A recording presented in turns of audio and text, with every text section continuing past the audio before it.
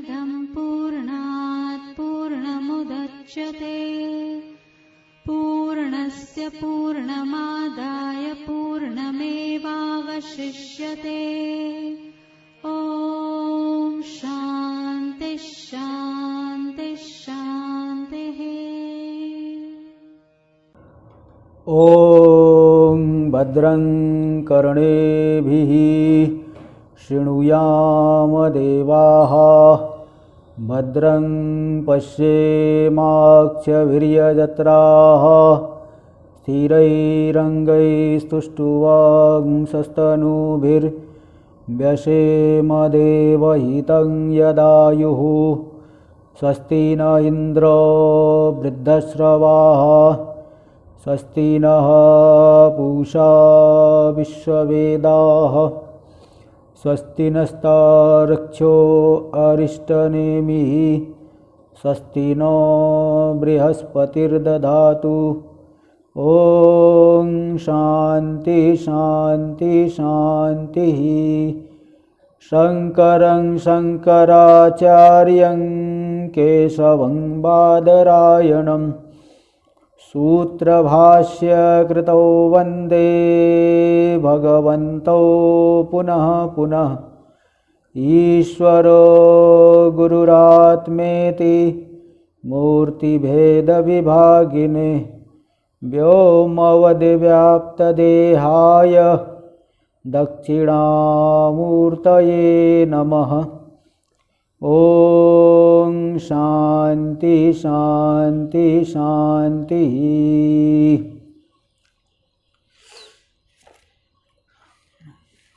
श्री प्रेमपुरी अध्यात्म विद्या भवन मुंबई नगरस्थ जो है उसके दोनों ही प्रातःस्मरणीय परम पूज्य महापुरुषों को प्रणाम करता हूँ। बड़ी हर्ष का अवसर है। आज हिंदू परंपरा के अनुसार ये नव वर्ष भी आरंभ हो रहा है, तो इसलिए वासंतिक नवरात्र भी आरंभ हो रहा है। तो बड़े ही हर्ष का अवसर है, बड़ी ही शुभ अवसर है कि हम लोग इस प्रातःकालीन सत्र में जो आत्मविद्या का साधन है उपनिषद, उसमें से मुंडक उपनिषद अथर्ववेदीय जो मंत्र भाग की उपनिषद है उस पर विचार कर रहे हैं। तो कल के सत्र में हम लोग तृतीय मुंडक का आरंभ किए। उसमें प्रथम खंड का प्रथम मंत्र ही देख रहे थे। द्वा सुपर्णा सयुजा सखाया समानम वृक्षम परिशस्व जाति। एक जो है वृक्ष है, ये संसार रूपी वृक्ष है, शरीर रूपी वृक्ष। संसार तो है ही, शरीर रूपी वृक्ष है। तो इस संसार में शरीर रूपी वृक्ष है, क्षेत्र संज्ञक है। तो उस वृक्ष में दो पक्षी रहते हैं, तो सदा साथ में ही रहते हैं और समान नाम वाले भी हैं, समान अभिव्यक्ति के कारण वाले भी हैं। ऐसे हुए दो पक्षी रहते हैं। तयोर अन्य पिप्पलम स्वादवत्ती। इसमें इन दोनों के बीच में एक जो है स्वादु पिप्पल का भक्षण करता है, अनशनन्यो अभिचाकसीति, और दूसरा जो है भोग नहीं करता हुआ केवल देखते रहता है ना, केवल वो सन्निधि मात्र से नियमन करते रहता है। तो इस तरह से बताया जा रहा था। यहाँ पे ये जो दो पक्षी कौन है, जीव और ईश्वर, इस बात का निर्धारण ब्रह्मसूत्र आदि ग्रंथों में हुआ है, क्योंकि कठोपनिषद में इसी समान अर्थ वाली एक श्रुति आई है। ऋतं पिबन्तौ सुकृतस्य लोके गुहां प्रविष्टौ परमे परार्धे छाया तपो ब्रह्मविदो वदन्ति पंचाग्ने ये च तृणाचिकेता। ऋतं पिबन्तौ सुकृतस्य लोके। सुकृत पुण्य कर्म का फल ये जो शरीर है, इस शरीर में ऋत का पान करने वाले, फल का भोग करने वाले दो चेतन, दो रह रहे हैं, दो यहाँ रह रहे हैं। सुकृत से स्वयं कृत जो है स्वयं के कर्मों का फल भोगते हुए निवास कर रहे हैं शरीर के भीतर। गुहाम प्रविष्टो, गुहा यानी बुद्धि, गुहा में हृदय रूपी गुहा में प्रविष्ट है। परमे परार्धे, जो परमात्मा की उपलब्धि का स्थान है, सबसे सर्वोत्कृष्ट स्थान है। वे जहाँ पे परमात्मा की विशेष रूप से अभिव्यक्ति हो रही, जहाँ पे परमात्मा का अनुभव होगा, उससे बढ़कर के स्थान और क्या हो सकता है। तो छाया तपो ब्रह्म विदो बदंती, ब्रह्मवेत्ता लोग उसको छाया तप के समान विपरीत कहते हैं। पंचाग्नियो ये त्रिणाचिकेता, जो पंचाग्नि उपासना करने वाले त्रिणाचिकेत कर्मी लोग, कर्मी उपासक ज्ञानी, ये तीनों जो है उसको बोलते हैं छाया तप के समान, छाया और आतप के समान, धूप और छांव के समान परस्पर विरुद्ध है। तो परस्पर विरुद्ध कौन है, विचार आया। पूर्व पक्षी कहेगा कि वो तो बुद्धि और जीव को ले लो, क्योंकि भाई ये परिच्छिन्न यहाँ भी आया, देखिए समान वृक्ष में रह रहे हैं, तो रह रहे पक्षी जैसे परिच्छिन्न होता है, ऐसे परिच्छिन्न लेना है तो बुद्धि और जीव को लेना पड़ेगा, और वो दोनों विपरीत भी पड़ेंगे। यहाँ पे एक फल भोग कर रहा है, एक नहीं कर रहा है, तो विपरीत भी है। बुद्धि जड़ है और जीव चेतन है, तो जड़ में भोग तो होता नहीं, चेतन में ही भोग होगा, तो एकदम विपरीत भी है। इसलिए परिच्छिन्न का गुहा प्रवेश होता है, वही मानो बुद्धि जीव को लिया जाना चाहिए। फिर वहाँ निर्धारण किए नहीं, बुद्धि जीव नहीं बल्कि परमात्मा और जीवात्मा।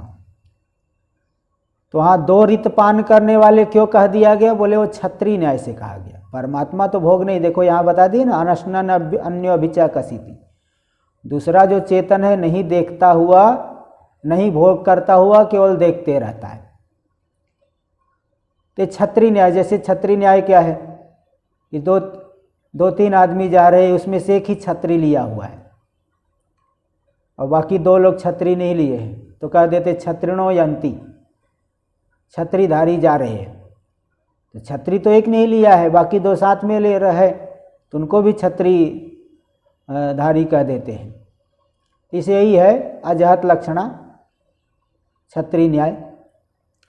ऐसे ही और भी, तो रितपान करने वाले, पान तो एक ही कर रहा है लेकिन उसके साथ में सदा रहता है, तो जो शराब पीने वाले के साथ में रहे उसको भी लोग शराबी ही कहते हैं।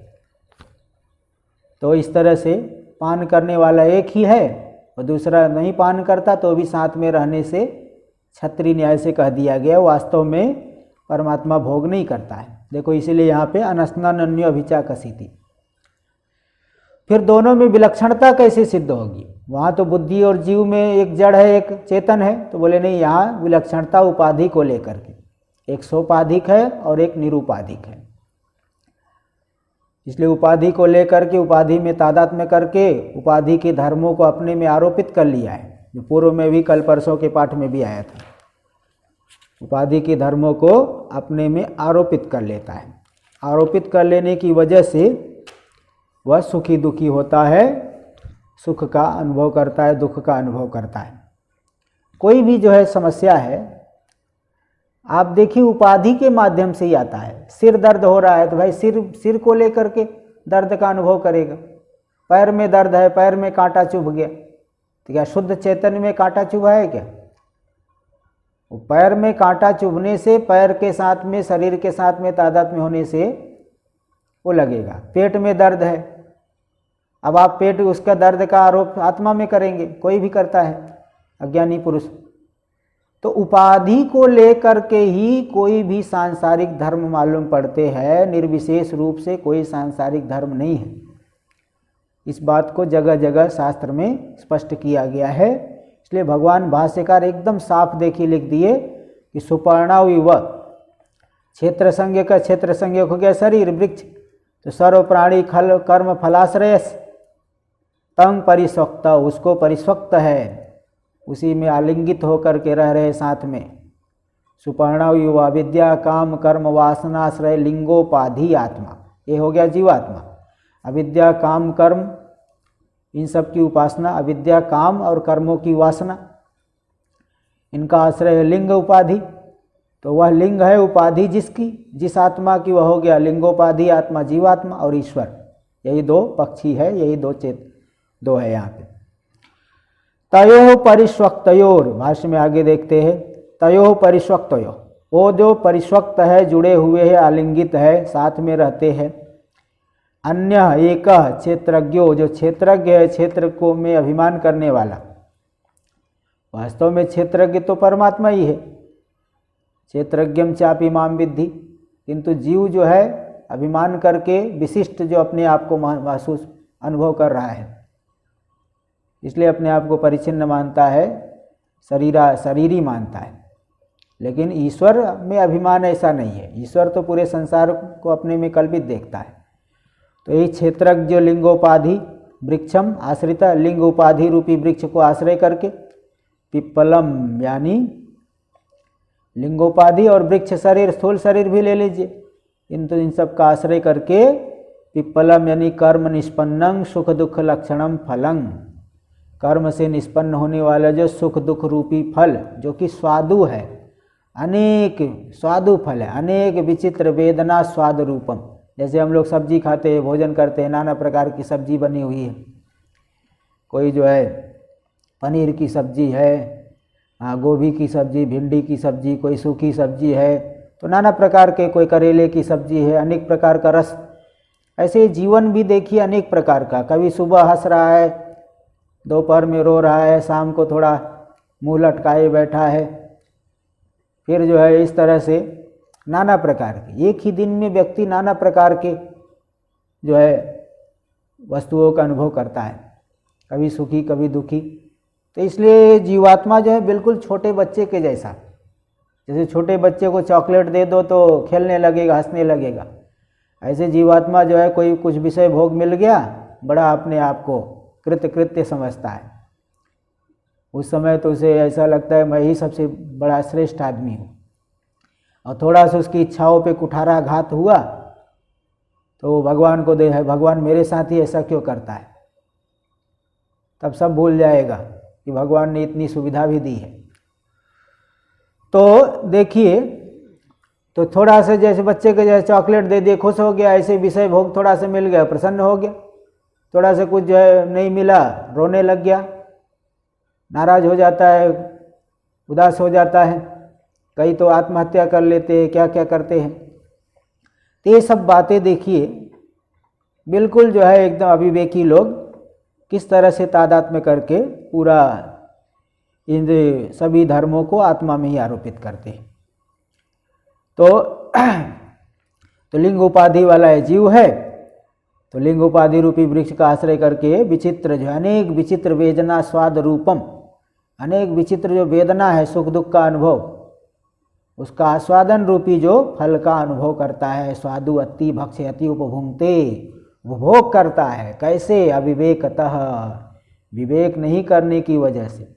विवेक कर ले तो शरीर के धर्म तो शरीर में है, मैं तो शुद्ध बुद्ध मुक्त हूँ, यह अनुभव हो जाएगा। भाई जैसे कोई पड़ोसी मर रहा है, जी रहा है, उससे आपको मतलब नहीं है, क्योंकि आपका उससे तादात्म्य नहीं है। पास में ही कोई व्यक्ति कुछ भी हो रहा है उससे आपका मन मतलब नहीं रहता है। तो इस तरह से देखिए, जहाँ पे तादात्म्य हुआ है उसी से हमको सुख दुख मिलेगा, जहाँ तादात्म्य नहीं है उससे हमें कोई फर्क नहीं पड़ता। तो इस तरह से अविवेक से देखिए सुख दुख का भोग करता है। और जो अनशनन अन्यो, जो दूसरा है अनशनन, भोग नहीं करता हुआ, इतर ईश्वरो, अन्य जो ईश्वर है नित्य शुद्ध बुद्ध मुक्त स्वभाव, नित्य है, शुद्ध है ना, कोई मल से रहित, बुद्ध ज्ञान स्वरूप है, मुक्त है, मुक्त बंधन रहित, ऐसे स्वभाव वाला आनंद स्वरूप है। इसमें तो तैत्तरीयोपनिषद में बताए है, को हो एवान्यात का प्राण्यात यदेश आकाश आनंदो न स्यात्। या आकाश, व्यापक आकाश रूपी परमात्मा, अगर आनंद स्वरूप परमात्मा नहीं होता तो कौन प्राणन क्रिया करता, कौन अपानन क्रिया करता। ये सब जो संघात कार्य कर रहा है तो किसी न किसी चेतन के लिए कार्य कर रहा है ना। तो जब उस तत्व में अभय प्रतिष्ठा को प्राप्त कर लेता है, वह उस तत्व में यदा हेय एष अनात्म्य अनिलयने अनिरुक्ते, अभयम प्रतिष्ठाम विन्दते सो अभयम गतो भवति। जब उस शरीर आदि भाव से रहित तत्व में प्रतिष्ठित होता है, अभय की प्राप्ति कर लेता है, अभय हो जाता है। द्वैत दर्शन भय का हेतु है। अद्वैत में प्रतिष्ठित हो गया तो वो तो परमानंद रूपता का अनुभव करेगा। तो देखो वही ईश्वर, देखिए ईश्वर सदा स्वरूप को जानते हैं, ईश्वर में कोई जो है अज्ञान नहीं है, नित्य शुद्ध बुद्ध मुक्त स्वभाव वाले हैं, सर्वज्ञ है। सत्योपाधि, सत्य यानी शुद्ध सत्य प्रधान माया, माया रूपी उपाधि वाले हैं। माया को अपने अधीन करके पूरे जगत की रचना करवाते हैं, माया के माध्यम से करते हैं। माया उपाधि तो है, माया उपाधि को लेकर ईश्वर कहते हैं, किंतु माया विशुद्ध सत्य प्रधान है, इसलिए ईश्वर के स्वरूप के विषय में कभी कोई आवरण नहीं है। तो ईश्वर ऐसा जो सत्य उपाधि वाले ईश्वर, ईश्वरो नाशनाति, भोग नहीं करते, सुख दुख का अनुभव नहीं, बल्कि परमानंद रूप है। प्रेरयिता ही असौ, वो तो प्रेरणा देने वाले हैं। किसका, कहाँ प्रेरणा देते हैं? उभयोर भोज्य भोक्त्रोर, भोज्य और भोक्ता दोनों को प्रेरणा देते। कई बार जो है देखिए व्यक्ति कहीं जाने का मन बना रखा है, आखिरी समय में पता चला उसका मन बदल गया, नहीं जाऊंगा, और पता चला जिस गाड़ी से जाना था वही गाड़ी एक्सीडेंट हो गई। तो परमात्मा ने देखिए बचा लिया प्रेरणा देके। एक बार मुझे याद आ रहा है, मैं जब कैलाश आश्रम में रहने के लिए आया नया उस समय, तो मुझे बिल्व पत्र लाने की सेवा लगी। तो जंगल से 108 बिल्व पत्र, कम से कम 108 बिल्व पत्र लाना रहता था। तो जाके ले आता था। उस समय गर्मी का समय था, बिल्व पत्र कम मिलते थे, दूर तक निकल जाऊं। तो एक बार आ रहा था और संयोग से उस दिन हाथी आया हुआ था। हाथी आया है, अब हाथी जिस गली से आने, जिस जो पगडंडी से उधर आने वाला है, मैं उधर से आने, सामने से उधर से आ रहा हूँ। तभी मेरे मन में आ गया कि नहीं, थोड़ा बिल्व पत्र कम है, चलो उधर साइड में तोड़ लेता हूँ। तो मैं बिल्व पत्र तोड़ने के लिए उधर साइड में निकल गया। उसी समय वो हाथी वो वहाँ से निकल गया। बाद में मैं थोड़े समय बाद बिल्व पत्र लेके आया, इधर से आया, उसी रास्ते से आया। तो लोग बोले अरे तुम कहाँ से आ गए, यहाँ तो हाथी गया, हाथी मार दे, तुम्हें मारा नहीं क्या? मैंने कहा भाई मुझे तो हाथी दिखाई नहीं पड़ा। तो इस तरह से परमात्मा जो है वो प्रेरणा दे के वो लगा देता है। कहीं आपका मन एकाएक खराब हो गया, आप नहीं जाओगे, और कभी कभी नहीं जाना रहता, लेकिन एकाएक कार्यक्रम बन गया, पता चला आगे दुर्घटना हो गई, मर गए, कष्ट पाए। तो प्रेरयिता ही असौ, वह प्रेरणा देने वाला। उभयोर भोज्य भोक्त्रोर, भोज्य और भोक्ता दोनों को ही वो प्रेरणा देता है, उसी की प्रेरणा मात्र से सभी हो रहा है। तो नित्य साक्षित्व सत्ता मात्र ने, कैसे बोले प्रेरणा देगा तब तो विकारी हो गया? बोले नहीं, उसकी सन्निधि मात्र से, साक्षित्व उसकी सत्ता मात्र से, उसकी साक्षिता मात्र से, उसके रहने मात्र से, साक्षी रूप से जो उसका अवस्थान है उसने मात्र से। इसलिए उदाहरण देते हैं कि कोई जो है महापुरुष है, जब तक जीवित रहते हैं वृद्धावस्था में कुछ कार्य नहीं करते, वृद्धावस्था में कार्य नहीं करे, केवल बैठे हुए हैं, तो भी उनके सभी शिष्य आदि लोग ठीक से कार्य करते हैं, सब अपना अपना कार्य सुचारू रूप से करते हैं, सब व्यवस्था बनी हुई। किंतु जैसे वो महापुरुष का शरीर प्राप्त हुआ, शरीर जो समाप्त हुआ, ब्रह्मलीन हुए, वो जो है आश्रम में ही झगड़ा हो जाता है। वो कहेगा मैं महंत बनूंगा, दूसरा कहेगा मैं बनूंगा, खींचातानी हो जाती है। आश्रमों में भी कैसे कभी कभी ऐसा देखा गया है, और गृहस्थ आश्रम में तो बहुत आम बात है। पिताजी जब तक जीवित है तब तक पुत्र सभी जो है सुचारू रूप से कार्य कर रहे हैं। जैसे पिताजी का शरीर समाप्त हुआ, पता चला बंटवारा हो गया, वो कहेगा मुझे ये संपत्ति चाहिए, दूसरा वो कहेगा बंटवारा हो गया। तो जब तक पिताजी थे तब तक कोई डंडा लेके नहीं मार रहे थे किसी को, लेकिन उनकी सन्निधि मात्र से सब सुचारू रूप से कार्य कर रहे थे। राजा के रहने मात्र से राज्य की व्यवस्था जो है, राजा नहीं डंडा लेके सबको मारने जाता है, लेकिन उसके रहने मात्र से सब अपना अपना कार्य करते हैं। और वही राजा का हट गया तो फिर व्यवस्था बिगड़ जाती है। अनेक नायक बन जाते, अनेक राजा हो जाते हैं तो व्यवस्था बिगड़ जाती है। इसलिए नित्य साक्षित्व सत्ता मात्रेण, सात्विक साक्षी रूप से जो अवस्थान है, अवस्थित है, उस सत्ता मात्र के द्वारा ही, अवस्थान मात्र के द्वारा ही वह प्रेरणा देने वाले हैं। स तो अन्यो अभिचाकसीति, वह नहीं कुछ भोग करते हुए केवल देखते रहते हैं। वृषम पश्यति इति अभिचाकसीति, केवल पश्यते व केवल देखते रहते हैं। दर्शन मात्रम ही तस्य प्रेरयित्रित्वम, देखना ही उनका प्रेरणा है, हो गया। जैसे मालिक आ गया तो नौकर सब अपने अपना काम जो है बहुत सब यही दिखाएंगे कि सबसे ज़्यादा ईमानदार मैं ही हूँ, यही दिखाना चाहेंगे। भले मालिक के जाते ही कुछ छोड़ के बैठ गए, कोई बीड़ी पीने लगा, कोई कुछ करने लगा, तो दर्शन मात्र ही उसकी प्रेरणा है। न राजवत, राजा के समान नहीं कि राजा जैसे खुद जाके युद्ध लड़ने लगा, या न पाठ नहीं, जरूरत नहीं है। यहाँ टिप्पणी दी है कि राजवत न राजवत इत्यपि पठ्यते। राजवत जो पहले बताया था, साधर्म वैधर्म दोनों में दृष्टांत ले सकते। जैसे राजा के सत्ता मात्र से सब कार्य करते हैं, ये साधर्म में दृष्टांत हो। और न राजवत, जैसे राजा भी युद्ध करता है, ऐसा परमात्मा स्वयं लिप्त नहीं होता, तो दोनों तरफ से दृष्टांत घट जाएगी। इसलिए न राजवत भी पाठ है और राजवत भी न शब्द नहीं है, ऐसा भी पाठ है। तो इस तरह से ये जो सूत्र स्थानीय मंत्र है, शुरुआत में ही, आरंभ में ही कल बता दिया था, ये सूत्र स्थानीय मंत्र है। सूत्र रूप से देखिए तत्व को यहाँ बता दिए। अब इसी को और भी बता रहे, जीव की क्या दशा होती है आगे।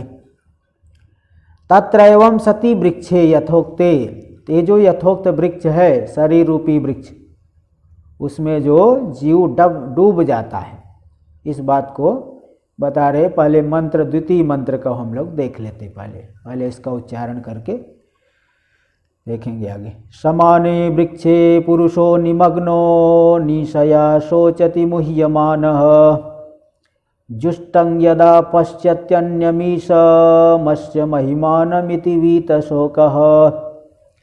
समाने वृक्षे पुरुषो निमग्नो, इसी एक ही वृक्ष में जब दो पक्षी रहे, दो चेतन रह रहे हैं, सोपाधिक और निरूपाधिक भाव से दो हो गए, वास्तव में एक ही है। तो एक ही वृक्ष में जब दो पुरुष रह रहे, तो इसमें से जो पुरुष है जीवात्मा, निमग्नो डूब गया है इस शरीर में ही, अविद्या काम कर्म इत्यादि में ही जो है अभिमान करके नाना प्रकार के भार से, जैसे कोई व्यक्ति जरूरत से ज़्यादा भार ले ले तो जो है बैठ जाएगा, लेट जाएगा। नदी पार करना है, खुद तो पार कर सकता है, दूसरे को पार कराने के चक्कर में कभी कभी लोग डूब जाते हैं, अथवा ज़्यादा वजन लेके पार करने चला तो डूब गया।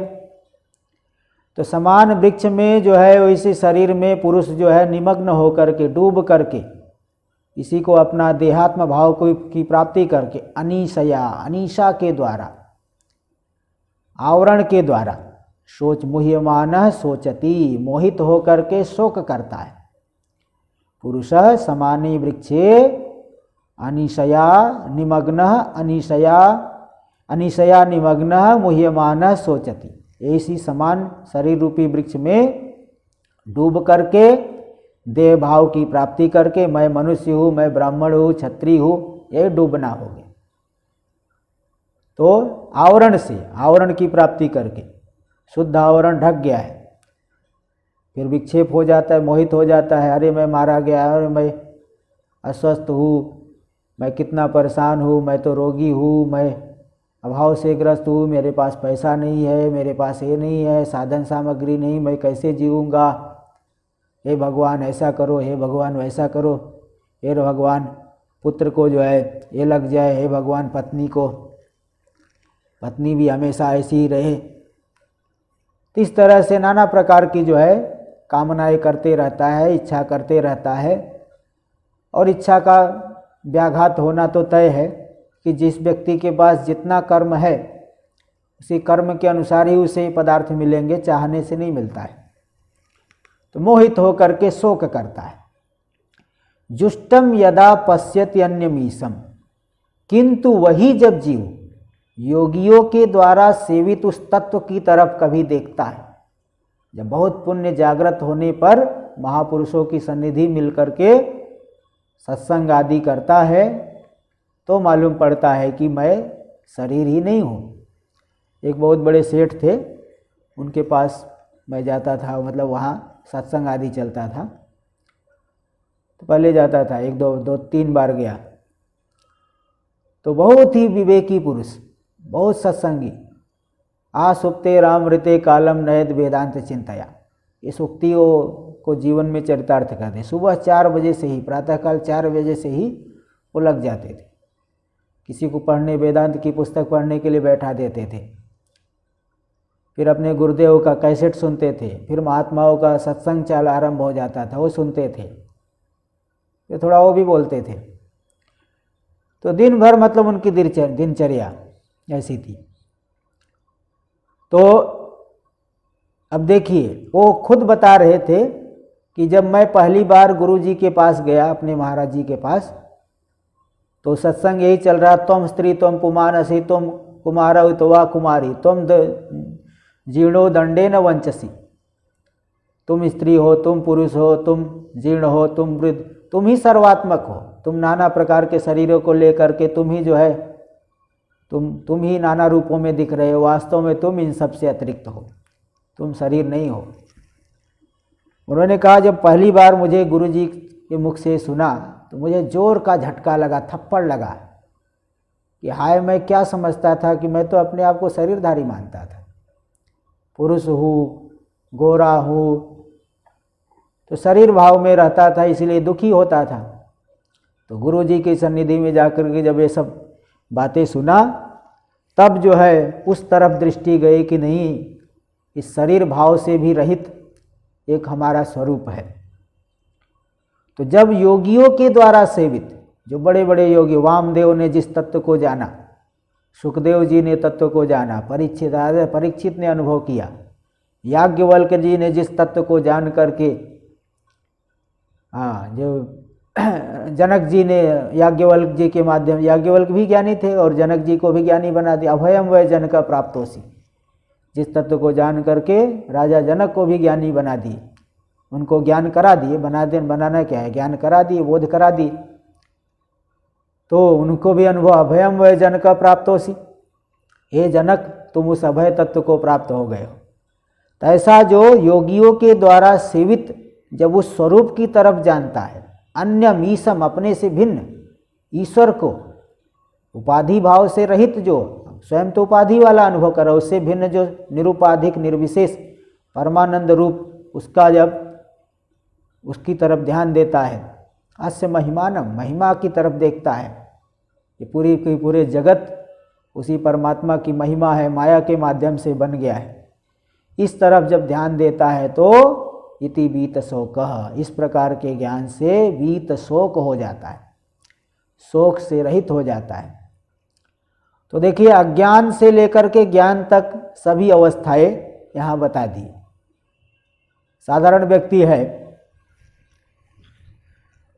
उससे पूछो तुम उस परमानंद रूप कूटस्थ ब्रह्म को जानते हो क्या, वो कहेगा नहीं जानता हूँ, कूटस्थ कौन है मुझे नहीं पता, मैं तो मेरे पिताजी को जानता हूँ, माताजी को जानता हूँ, अपने को जानता हूँ, बच्चों को जानता हूँ, कूटस्थ कौन है इसको नहीं जानता। देखिए, अज्ञान से आवरण पड़ा, आवरण पड़ने से शुद्ध स्वरूप को नहीं जान पा रहा है, जबकि वही स्वरूप तीनों अवस्थाओं में अनुगत है, एक ही है। जागृत में भी देखिए वो हमारा स्वरूप है, स्वप्नावस्था में, गहरी निद्रा में, गहरी निद्रा में संसार की सारी चीज़ें गायब हो गई, कुछ नहीं है वहाँ, लेकिन स्वरूप तो है। तो अज्ञान से आवरण पड़ा, अज्ञान आवरण, ये दो चीज़ आ गई, तो मैं स्वरूप को नहीं जान पा रहा है। फिर क्या जान रहे, अरे मैं तो दुखी हूँ, मैं अभावग्रस्त हूँ, मैं बीमार हूँ। तो इस तरह से शरीर में जो है परेशानियों को लेकर के शरीर की पीड़ा से पीड़ित हो रहा है, ये विक्षेप हो गया, मोहित होकर के शोक कर रहा है नाना प्रकार का, अनीशा से, आवरण की वजह से। अनीशा यही है कि आवरण हो गया, तो डूब गया शरीर रूपी वृक्ष में वह पुरुष और मोहित हो रहा है। तो विद्या, आवरण, विक्षेप, तीन बातें आ गई। अब जब जुष्टम यदा पश्यति, जब जो है पुण्य कर्म बहुत जन्मों का पुण्य कर्म फल देने के लिए अभिव्यक्त होगा, तो गुरु की सन्निधि में जाएंगे, तो गुरु जो है उन्हें बताएंगे तत्त्वमसि, वह ब्रह्म तुम ही हो, तुम शरीर रूप नहीं हो। पहले परोक्ष ज्ञान होगा, ये परोक्ष ज्ञान वाली अवस्था, और फिर उसका जब मनन करेंगे कि मैं तो मुझे ये सब मनन करेंगे कि देखिए संसार वास्तव में मुझ में नहीं है, मैं शरीर से जुड़ रहा हूँ, परिस्थितियों से जुड़ रहा हूँ, देश काल इत्यादि को अपने में मानता हूँ, इसलिए इनसे मैं जुड़ा मान करके जब व्यवहार करता हूँ तभी मैं दुखी होता हूँ, है ना। इस तरह से दुखी, कामना हो गई, संकल्प होता है, कामना होती है। अब जैसे कोई व्यक्ति देखिए कमरे में बैठा हुआ शांति से ध्यान कर रहा है, तब से उसने देखा कि पड़ोसी ने एक नई कार लेके आया, वो नई कार देखा, अरे उसके मन में आया, अरे मैं बाइक पे ही चल रहा हूँ, पड़ोसी कार ले आया, ये तो मैं नीचा हो गया, मुझे भी अब लेना ही पड़ेगा। अब खुद के पास भले पैसा नहीं, उधार मांग करके ये न के न प्रकारे न गाड़ी ले आया। अब जो वाहन लाया, उस वाहन में अगर थोड़ा सा खरोच भी लगेगा तो टेंशन किसे, उसे ही होगा। पेट्रोल का भाव बढ़ेगा तो भी परेशान होगा, गाड़ी जो है कुछ इधर उधर हो गई, एक्सीडेंट हुआ तो कौन परेशान, वही परेशान होगा। तो जितना ही संसार बढ़ाएगा, संसार क्या, संसार से तादाद में बढ़ाएगा। संसार तो बहुत बड़े बड़े राजा महाराजा हुए, लेकिन वो असंग भाव से रहे। तो जितना ही ये जीव सृष्टि होगी, अपेक्षा जितना बढ़ेगी, जितना तादाद में करेगा, उतना ही दुख मिलेगा। तो इसलिए जब इस तरह से युक्तियों से विचार करता है तो अपरोक्ष ज्ञान वाली दशा आ जाती है कि वही तत्व मैं हूँ जो सभी में समान रूप से व्याप्त है, सभी जगह सत्ता स्फूर्ति देने वाला है। उस तत्व की तरफ दृष्टि पड़ गई, वहाँ अनुभव आ गया, मनन करके जान लिया, निधिध्यासन करके जान लिया, अनुभूत हो गया। तो अब कोई जो है कोई कमी नहीं रह गई, कृत्य हो गया, शोक से रहित दशा को प्राप्त हो गया, निरंकुश तृप्त। अब कोई जो है उसकी तृप्ति में कोई कमी नहीं रही, क्योंकि उसकी तृप्ति अब पदार्थों को लेकर के नहीं है, स्वरूप से तृप्त है, स्वरूप में स्थित होने की वजह से तृप्त। इस बात को देखिए, इन सभी की सभी अवस्थाओं को यहाँ दिखा दिए। अविद्या, आवरण, विक्षेप, परोक्ष ज्ञान, अपरोक्ष ज्ञान, शोक की निवृत्ति और निरंकुश तृप्ति, सब दशाओं को एक ही मंत्र में देखिए बता दिए। भाष्य में देखिए, तत्रैवं सति, इस प्रकार से होने पर समाने वृक्षे यथोक्ते, समान वृक्ष क्या है, यथोक्त जो शरीर को, हाँ शरीर, वृश्चनात् छेदनात् वृक्ष, वृक्ष बता दिए, ऊर्ध्व मूल अवाक शाख वाला है, अव्यक्त रूपी मूल प्रभव है, क्षेत्र संज्ञक सभी प्राणियों के कर्म फल का आश्रय है,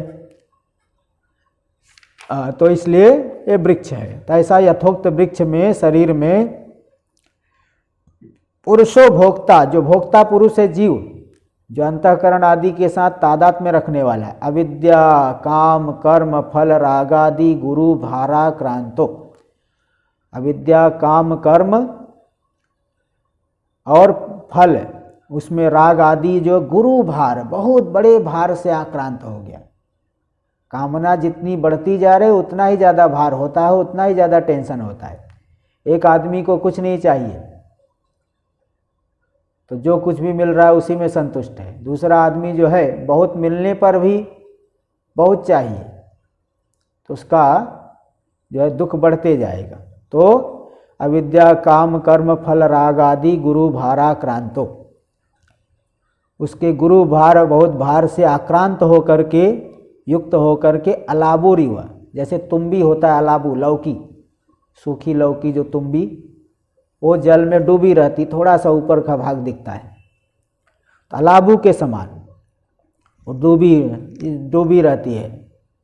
इसी प्रकार यह जीव डूब गया है।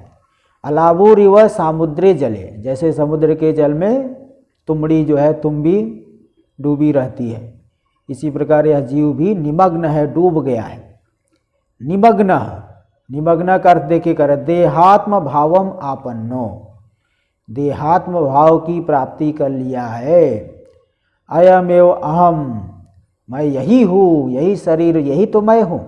तुम कौन हो? बोले यही तो हो। अरे भाई जरा अच्छे से बताओ। बोले यही तो हो, और कौन हो? इस तरह से अयमेव अहम। अरे बोले जरा अच्छे से बताओ। बोले अमुष्य पुत्रो, मैं चैत्र का पुत्र हूँ। अस्य नप्ता, मेरे दादाजी का नाम ये है, मैं उनका नाती हूँ, नप्ता हूँ। कृशः, मैं कृश हो गया हूँ। बोले भाई कैसे दुबले हो गए? बोले पहले मोटा था, अभी पतला हो गया। स्थूल, स्थूल हूँ, कोई कहेगा स्थूल, जो मोटा कहेगा। गुणवान, बहुत गुणी हूँ, मेरे अंदर भगवान बहुत गुण है। भगवान ने नहीं कहेगा, बोले मेरे अंदर बहुत गुण है। और जो जिसके अंदर कम है, बोले भगवान ने मुझे इतना मूर्ख क्यों बनाया? निर्गुण, निर्गुण हो, गुण से रहे तो मैं तो मूर्ख हूँ, मूर्ख भी कहेगा। इसलिए एक महात्मा जी बताते थे, थोड़ा हास्य में, हास्य करते हुए, देखिए वैसे तो 3 रूप है, लेकिन एक चौथा भी रूप है। एक तो है ईश्वर सगुण निराकार है, माया को लेकर के सर्वज्ञ सर्वशक्तिमान है। ईश्वर का शरीर नहीं है, तो सगुण निराकार।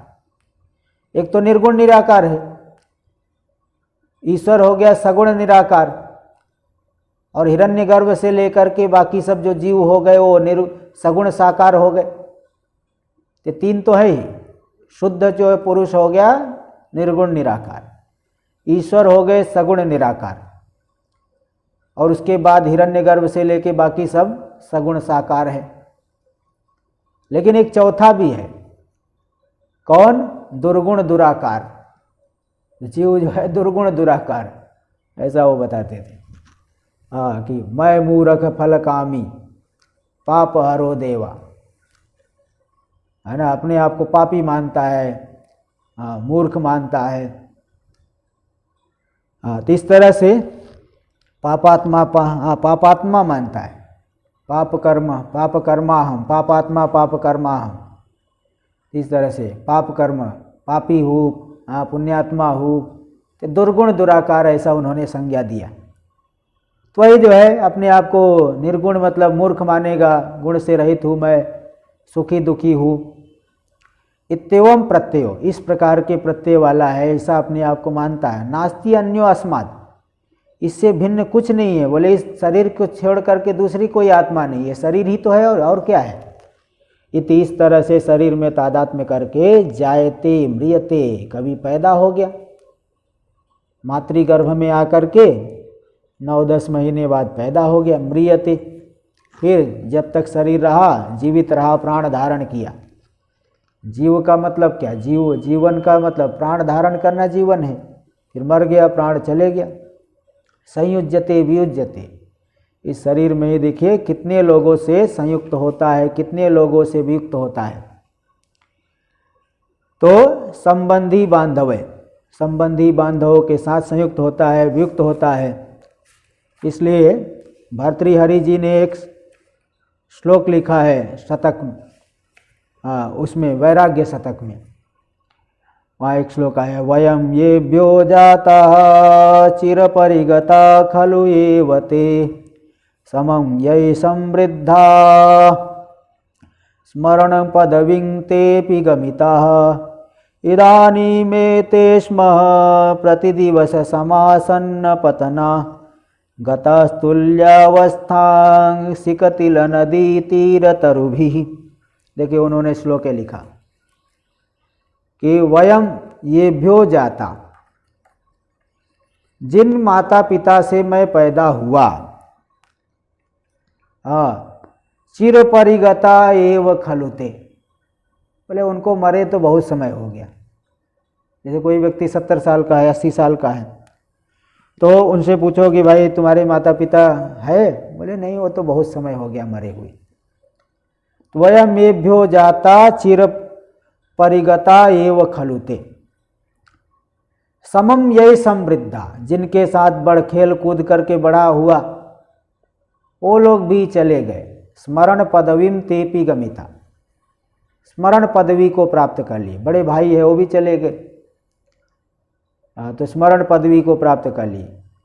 और मेरी क्या हालत है, बोले मेरी हालत तो यही है, उपमा दी, इदानीम ते स्म प्रतिदिवस समासन्न पतना गतास्तुल्यावस्थांग सिकतिल नदी तीर तरुभी। जैसे कोई बालुका वाली नदी हो, उस नदी का तीर, नदी जो है काट रही है तीर को, नदी तो बढ़ेगी तीर को काटेगी, तो बालुका वाला तीर है तो और जल्दी जल्दी काटती है। उसी तीर में एक वृक्ष खड़ा है बालू वाली जगह पे, और नदी जो है उस बालू के वो तट को काट रही है, और वृक्ष जो है ऐसे टेढ़ा हो गया है। अब बताओ कब गिर जाए क्या भरोसा है। तो सिकतिल नदी तीर तरु के समान तुल्यावस्था को प्राप्त करके प्रतिदिवस समासन्न पतना, प्रतिदिन जो है हर एक क्षण है, कब गिर जाओ कब मर जाओ कुछ भरोसा नहीं।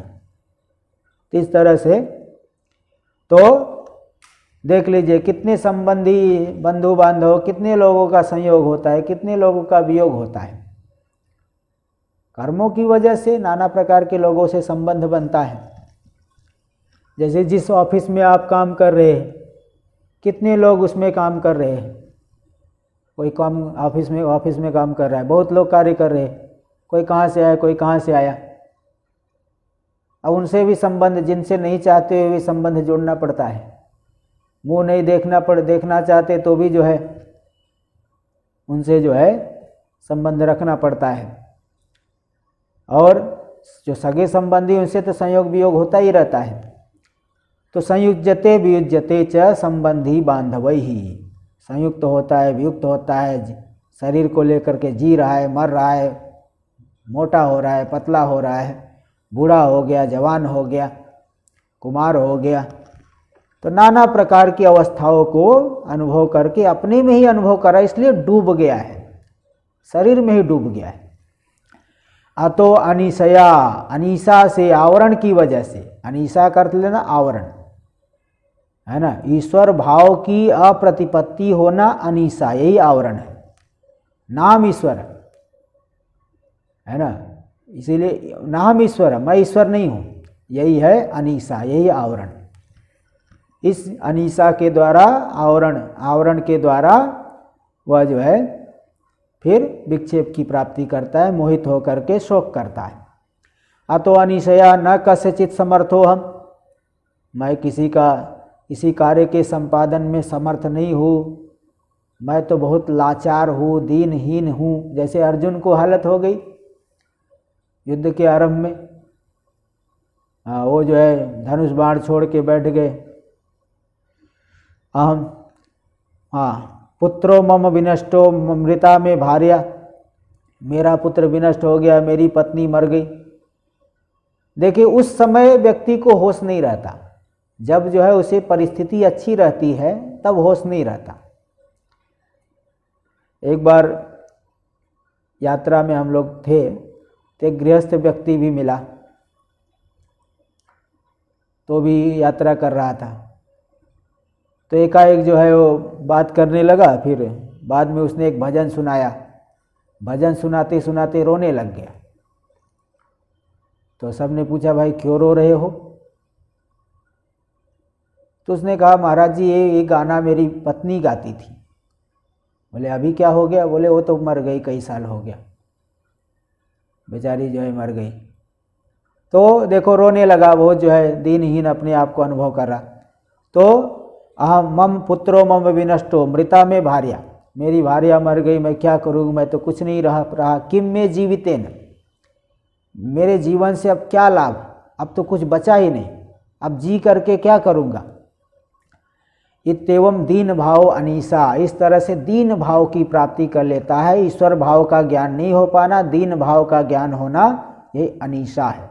उससे शोक तो कुल मिलाकर के आवरण, और क्योंकि आगे जो शोक सोचती से विक्षेप कहा जाएगा। ईश्वर भाव की प्रतिपत्ति नहीं होना ये आवरण हो गया, और शोक करता है वह हो गया जो है विक्षेप। तो तया सोचती, उस अनीसा के द्वारा शोक करता है। संतप्यते मुह्यमानो, मोहित होकर के संतप्त होता है। चिंता संतप्यते मुह्यमानो, मोहित होकर के। इस तरह से यहाँ पे आगे तो और भी है, इसका विचार हम लोग आगे कल के सत्र में ही करेंगे। ओम भद्रं कर्णेभिः शृणुयाम देवाः, भद्रं पश्येमाक्षभिर्यजत्राः, स्थिरैरङ्गैस्तुष्टुवागुंसस्तनूभिर्व्यसेम देवहितं यदायुः। स्वस्ति न इन्द्रो वृद्धश्रवाः, स्वस्ति नः पूषा विश्ववेदाः, स्वस्ति नस्तारक्षो अरिष्टनेमिः, स्वस्ति नो बृहस्पतिर्दधातु। ओम शांति शांति शांतिः। शंकरं शंकराचार्यं केशवं बादरायणं, सूत्रभाष्यकृतौ वन्दे भगवन्तौ पुनः पुनः। ईश्वरो गुरुरात्मेति मूर्तिभेदविभागिने, व्योमवद्व्याप्तदेहाय दक्षिणामूर्तये नमः। ओम शांति शांति शांतिः। ओम नमः पार्वतीपतये। हर हर महादेव।